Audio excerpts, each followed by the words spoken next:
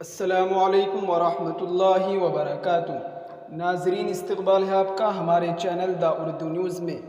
اسرائیل کے لیے جاسوسی کے الزام میں 1 سال سے زائد عرصے سے قطر میں قید ہندوستانی بحریہ کے 8 سابق افسران کو الزام ثابت ہونے پر سزائے موت سنا دی ہے۔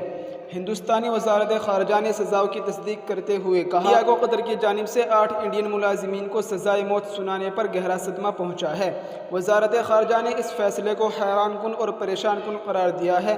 یہ بھی کہا کہ ہم اہل خانہ اور قانونی ٹیم کے ساتھ رابطے میں ہیں اور تمام قانونی متبادل تلاش کر رہے ہیں۔ ہندوستانی بحریہ کے سابق اہلکاروں کو 2022 میں قطر کے خلاف اسرائیل کے لیے جاسوسی کے الزام میں جیل بھیجا گیا تھا۔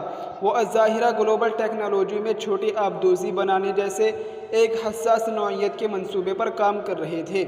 ان کی ضمانت کی درخواستیں متعدد بار مسترد کی گئی اور قطری حکام نے ان کی حراست میں توسیع کی۔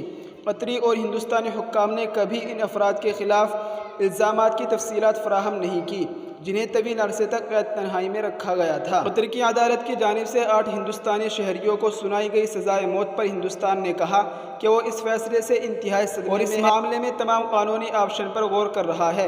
اب سوال یہ پیدا ہوتا ہے کہ یہ 8 ہندوستانی کون ہیں اور قطر میں کیا کر رہے تھے اور کتنے عرصے سے جیل میں ہے۔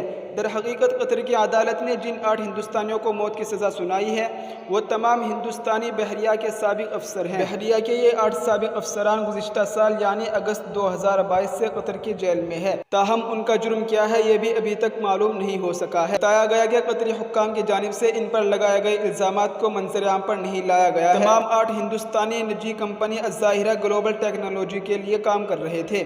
قطر میں ہندوستان کے سفیر نے اس سال 1 اکتوبر کو جیل میں ان اہلکاروں سے ملاقات کی تھی۔